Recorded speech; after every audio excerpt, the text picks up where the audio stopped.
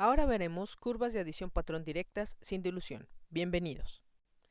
En las curvas de calibración directas vimos que estas se construyen con sistemas que se preparan a partir de una solución stock de estándar, agregando volúmenes de tal manera que la concentración vaya creciendo.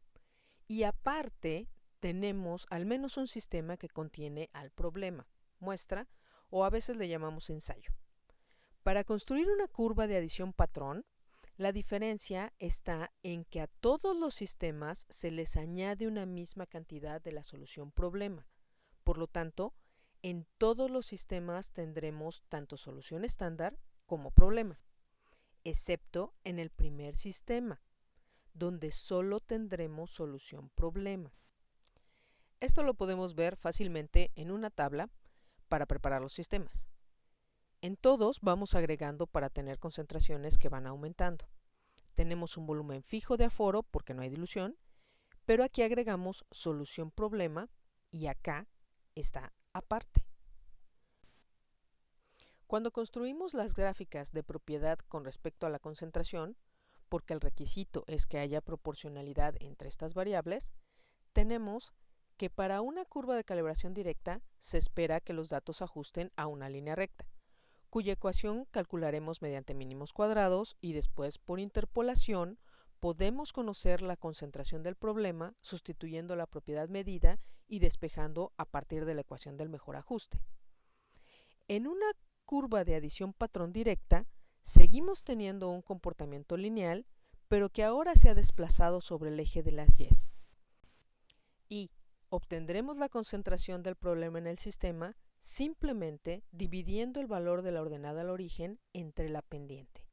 Sencillo, ¿no? ¿Cómo llegamos a este resultado? Veamos la parte matemática. Partimos de que la concentración total en los sistemas está dada por la suma de las concentraciones del estándar más el problema. Si lo desarrollamos se vería así. Y sabemos que debe cumplirse la relación entre la propiedad y la concentración, pero la propiedad medida no puede distinguir entre cuál es del estándar y cuál del problema, y la constante de proporcionalidad debe ser la misma porque es el mismo analito. Así que reordenamos esto distribuyendo la constante al multiplicar por ambos valores y de aquí obtenemos la regla de correspondencia, es decir, quién es quién para el ajuste lineal. Esto es muy importante en todos estos casos, que puedas traducir cuáles variables del caso corresponden a las variables genéricas de la ecuación. Lo hacemos diciendo primero quién es X. En nuestro caso, usaremos casi siempre a la concentración del estándar. Y Y será por lo tanto la propiedad, porque depende de la concentración. Entonces, lo que queda al lado de X debe ser la pendiente, y esto será el término independiente de la ordenada al origen. Entonces, si nuestra incógnita está aquí, y este valor lo puedo obtener de acá, despejando y sustituyendo, obtengo que para encontrar la concentración del problema en el sistema, debo dividir el valor de la ordenada al origen entre la pendiente. Y para que no se te olvide, te doy el tip mnemotécnico que me dio una alumna hace mucho. Es el bebé sobre la mamá. No puede ser la mamá sobre el bebé, ¿verdad? Como resumen, las generalidades para las curvas de adición patrón directa son estas, remarcando el hecho de que en todos los sistemas tendremos solución problema, excepto en el primero, donde no hay estándar. ¿Y por qué se utilizan este tipo de curvas? Bueno, se utilizan cuando los sistemas son más complejos, cuando en la matriz no podemos quitar todos los interferentes, por ejemplo, o cuando la concentración del problema es muy pequeña.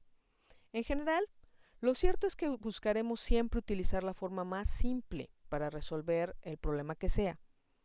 Eso, en estos casos, implica curvas de calibración directas, y solo cuando el asunto se complique, utilizaremos alguna otra. Otro punto a resaltar es el hecho de que una curva de calibración directa nos puede servir para muchas soluciones problema, que es lo que se hace generalmente en un laboratorio de análisis. Una curva para todo el día, por ejemplo. En cambio, Se tiene que construir una curva de adición patrón para cada solución problema, porque está contenida en cada sistema. Y esto en sí mismo representa un inconveniente en tiempo y en dinero si se piensa en un análisis de muchas muestras. Finalmente, no olvides que casi siempre se deben considerar los cálculos químicos del regreso en dilución aquí, multiplicando por el volumen de aforo para saber cuántas moles realmente se tienen del problema y dividiendo entre el volumen que se tomó de la muestra para saber la concentración acá, no solo la del sistema. Y con esto terminamos. Hasta la próxima.